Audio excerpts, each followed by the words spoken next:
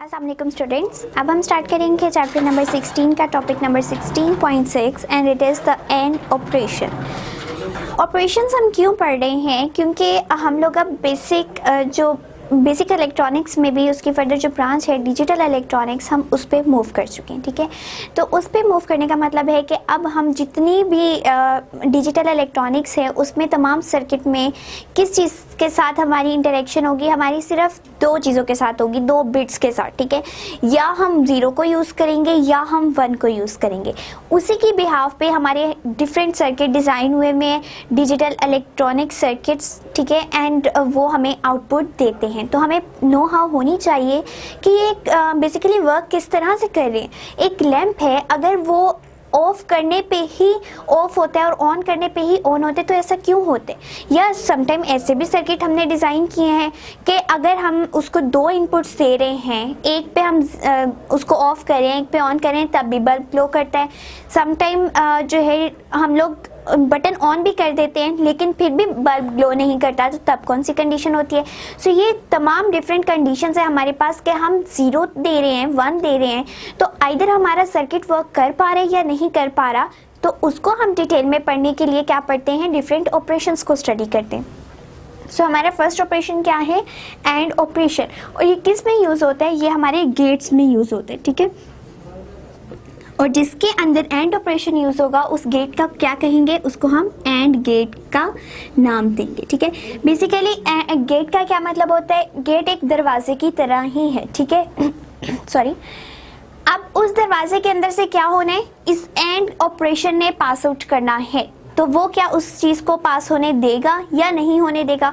क्योंकि हमारा गेट क्या होता है, अगर हमें किसी को अंदर बुलाना है, घर के अंदर कोई आते, तो हमारा गेट जब तक ओपन नहीं होता वो बंदा अंदर नहीं आ सकता। इसका मतलब है कि कोई ना कोई एक ऐसा ऑपरेशन है जो कि एंड गेट के लिए एंड ऑपरेशन है, और वो क्या करेगा कि गेट अगर ओपन होगा तब वो पास आउट हो सकेगा, अगर क्लोज है तो नहीं हो सकेगा ऑब्वियसली। और अगर एक साइड क्लोज है, एक साइड बंद है, तब वो किस तरह परफॉर्म करेगा?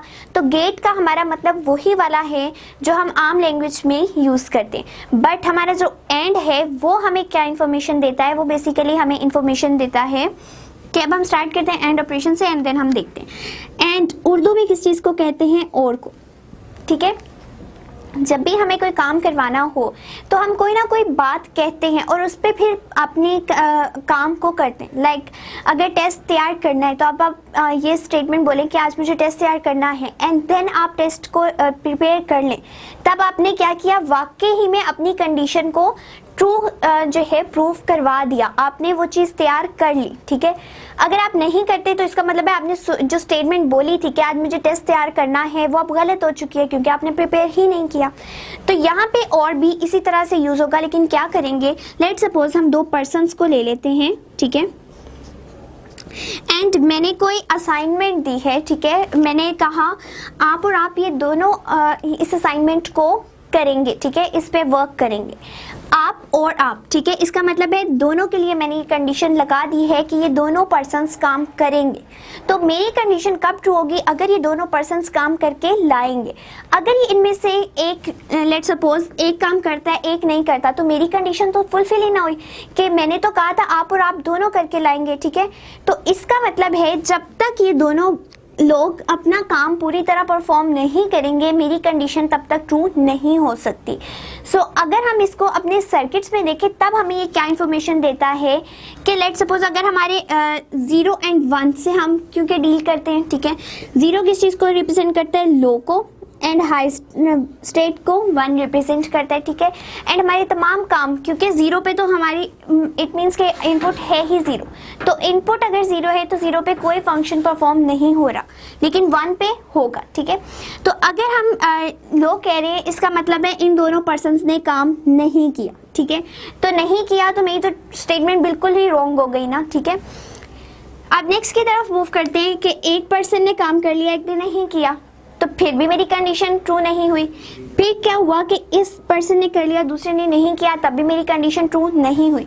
तो मेरी कंडीशन सिर्फ तब ट्रू होगी जब दोनों 1-1 यानी दोनों काम परफॉर्म करेंगे। ठीक है, तो इसको हम सर्किट्स में किस तरह यूज़ करते हैं, लेट्स सपोज हम लोग एक सर्किट ड्रॉ करते हैं और सर्किट, क्योंकि हम ऑपरेशंस की बात कर रहे हैं, एंड ऑपरेशंस में हमारे पास 2 इनपुट्स आती हैं, ठीक है।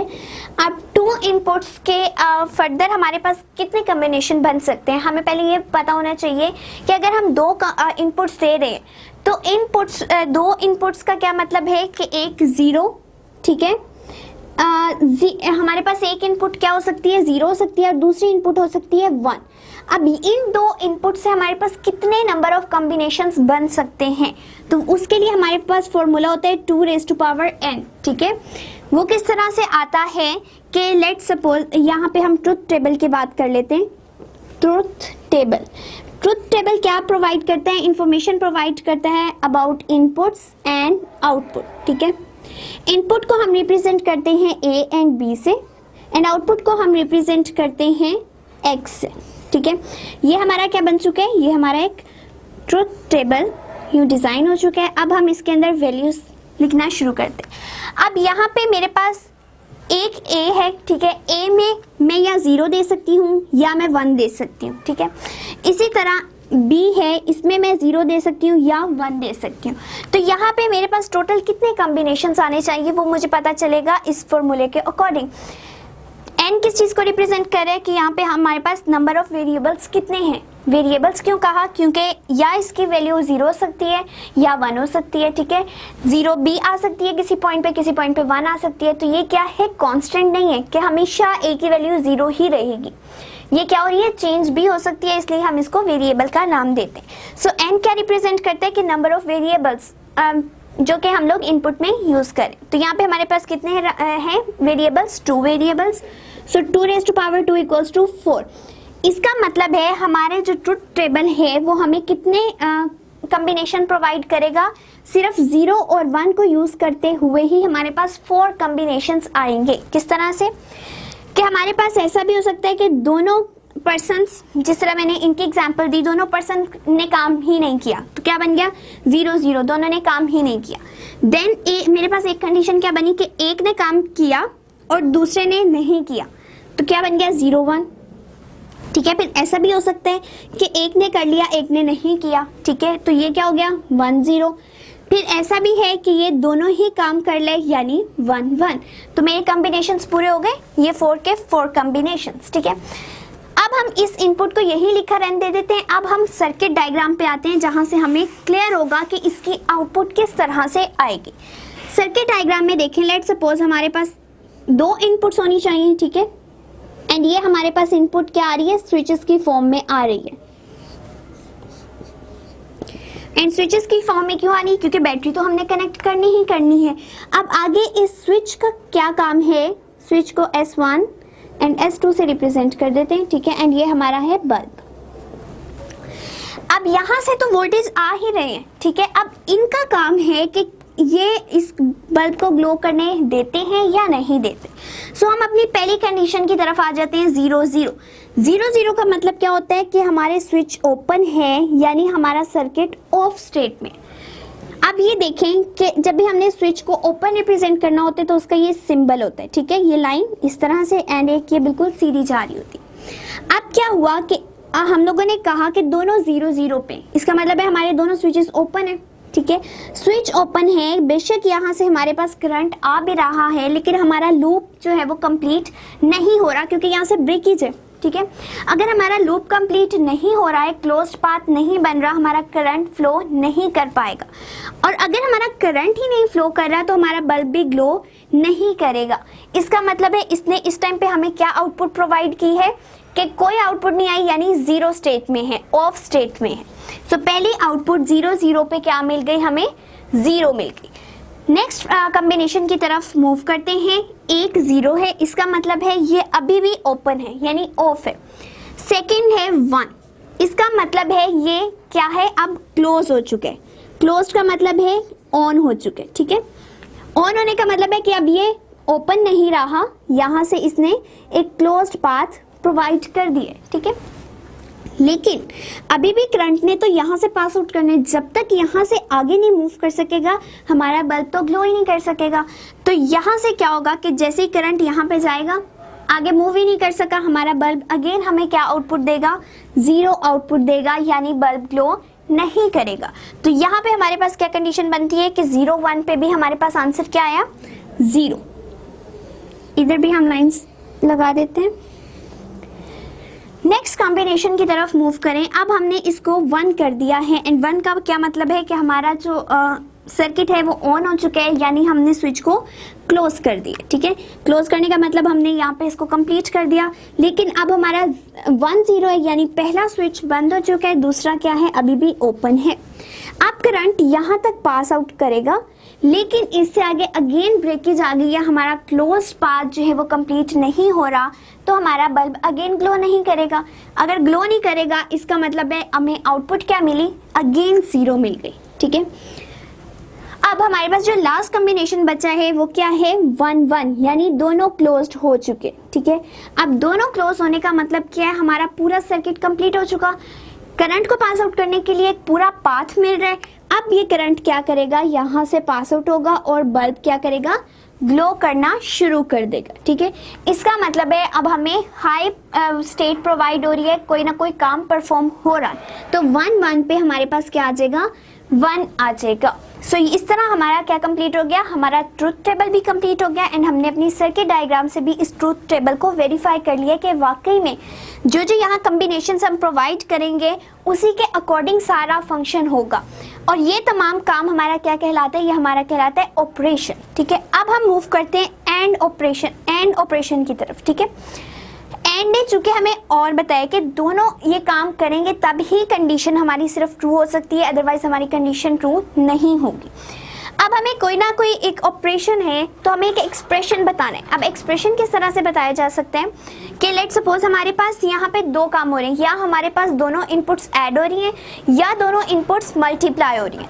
अगर हम लेट सपोज एडिशन और मल्टीप्लिकेशन के लिए डॉट यूज होता है, एडिशन का ऑपरेशन इस पे अप्लाई करके देखें तो 0 + 0 = 0।